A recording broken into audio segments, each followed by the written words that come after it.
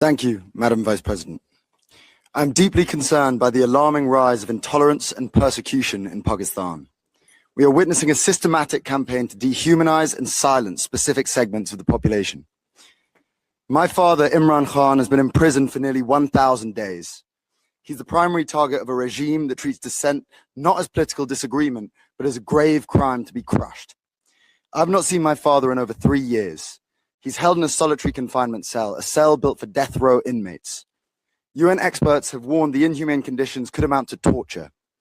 This is not neglect. It's a deliberate persecution designed to strip a human being of his dignity. The intolerance extends beyond him. Pakistan has expanded its blasphemy laws to impose life imprisonment, and they've branded citizens as terrorists, fostering a climate of hatred. We ask this council and the OHCHR to urge Pakistan to end this persecution immediately. They must comply with UN Working Group's opinion, and they must release my father and all political prisoners. Thank you.